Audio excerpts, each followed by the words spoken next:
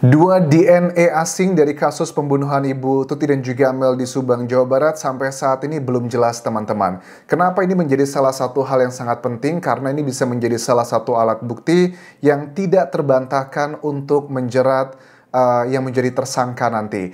Ada beberapa hal yang menurut aku juga cukup unik ya dalam kasus ini. Kenapa?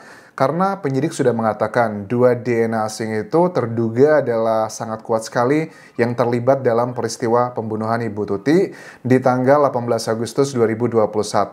Tapi kalau kita sudah dengar keterangan dari Danu di pengakuannya bahwa di malam hari itu ternyata ya cuman ada sosok sampai saat ini ya, itu hanya ada dugaannya adalah Yosep, kemudian Mimin beserta dua putranya Arigi dan juga Abi.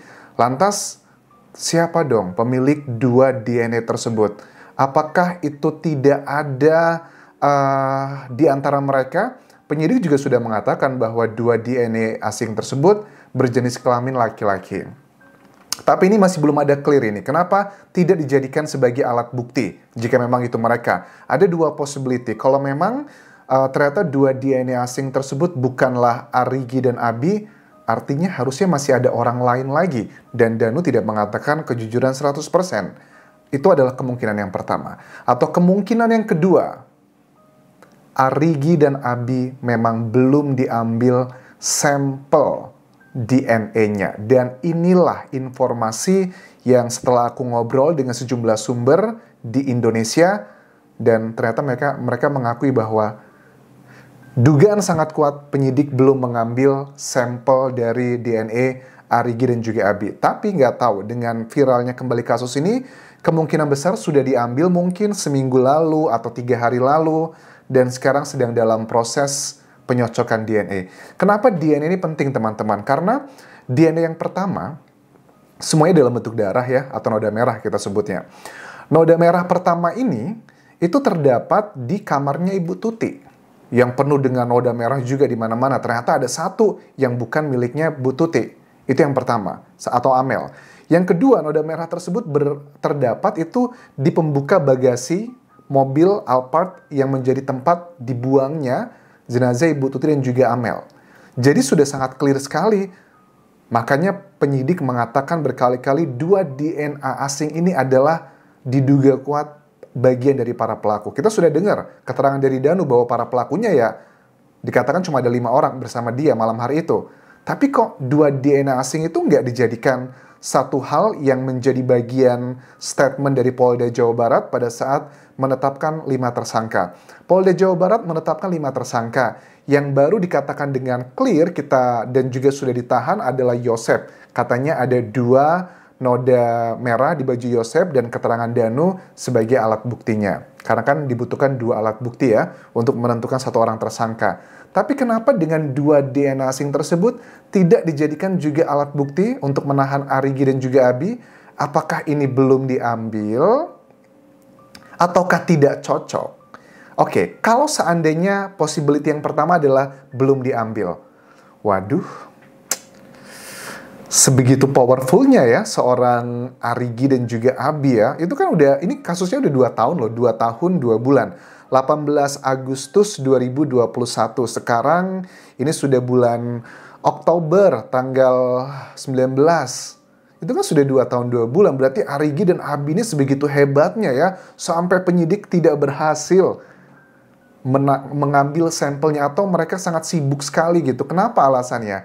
Makanya tidak heran masyarakat itu berspekulasi bahwa apa jangan-jangan ini ada oknum-oknum nih yang terlibat, yang melindungi. Itu adalah bagian yang gak bisa kita pungkiri. Ya orang penyidik aja kalau manggil saksi datang walaupun kayak jauh. Misalnya gini teman-teman, kita tahu pemeriksaan di 2 bulan terakhir ini kan mayoritas diperiksa di Polda Jawa Barat.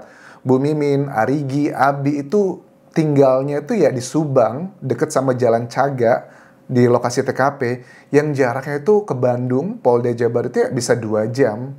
Kenapa sih waktu mereka dipanggil tidak diambil sampel darahnya? Cerut gitu kan, keluar gitu.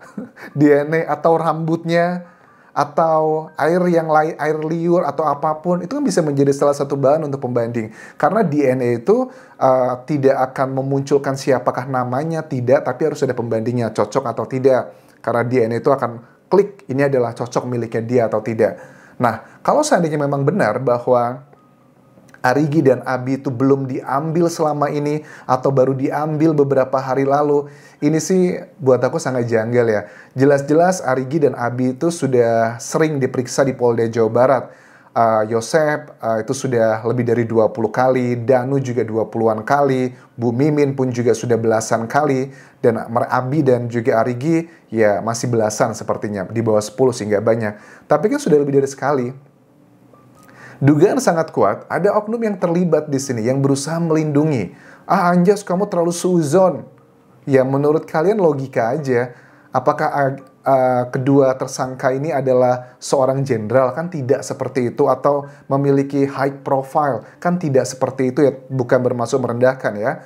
Tapi kan high profile itu artinya dia sibuk mungkin, harus keluar negeri, harus kerja dan sebagainya. Kan tidak seperti itu.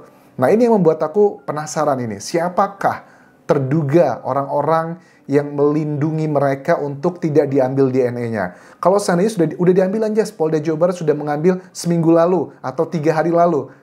Where have you been gitu? Kemana aja 2 tahun lebih? Padahal kita sudah tahu dari dokter otopsi kedua, Dr. Hastri yang berbicara di channel Deddy Corbuzier mengatakan ada 2 DNA asing sebenarnya. Salah satu strateginya adalah dengan mengecek pohon DNA. Dicek lebih banyak ya, sampel untuk pembandingnya, tapi boro-boro sampel pembanding diperbanyak.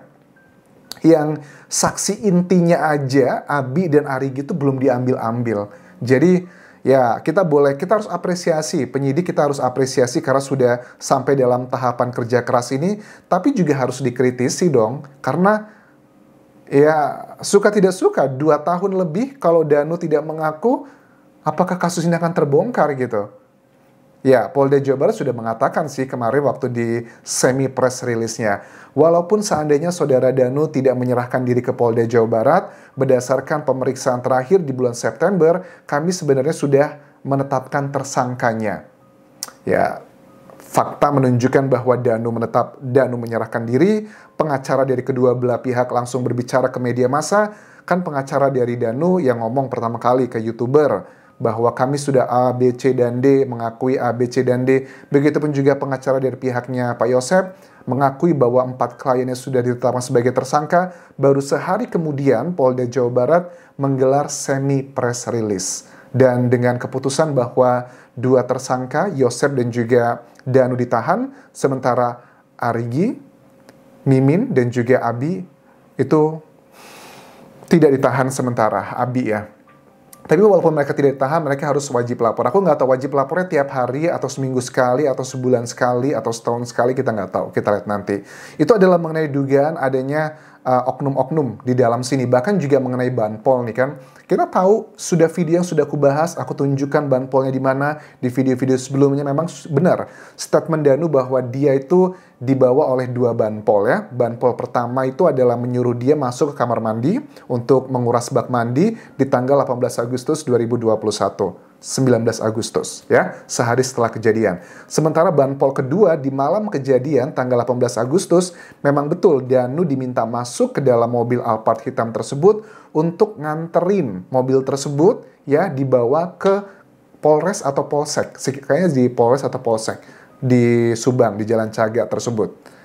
Nah, dugaan masyarakat spekulasinya adalah mungkin karena mereka sudah tahu Danu terlibat, makanya dimuluskan gitu. Ya udahlah, Danu kita buat dalam tanda kutip ketidaksengajaan. Yuk kita ajak dia masuk, misalnya dugaannya. Jadi kalau nanti ada kecolongan, ada jejak-jejak yang mengarah ke dia, waduh wajar aja soalnya Danu udah kita ajak masuk, jadi Danu nggak bisa jadi tersangka dong. Atau di mobil, kok ada jejak-jejaknya Danu? Oh wajar aja karena Danu sudah diajak gitu waktu itu di malam kejadian ya. Tapi tanggal 18 Agustus tersebut itu sudah selesai sih dilakukan identifikasi. Jadi apakah menurut kalian ada oknum yang terlibat dalam kasus ini? Ya dugaan tersebut kan manusia, kita kan masyarakat juga nggak lugu-lugu amat lah ya.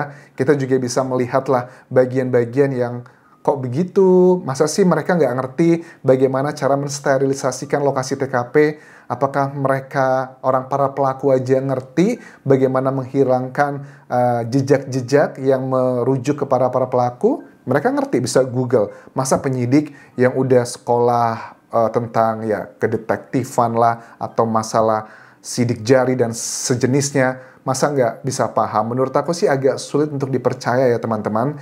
Ya mudah-mudahan Polda Jawa Barat benar-benar mau membuka semuanya. Kalau memang ada oknum-oknum yang terlibat, apakah terlibat tersebut dalam bentuk ketidaksengajaan atau bahkan mungkin sengaja, ya harusnya diberikan pelajaran agar bisa menjadi manfaat ya bagi yang lainnya gitu.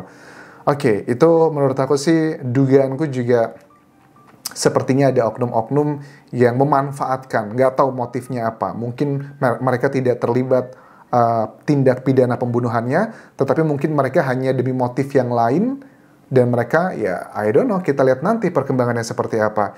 Itu yang bisa aku update mengenai 2 DNA yang masih belum ada keterangan lebih jelas. Terima kasih sudah menonton. Sampai jumpa.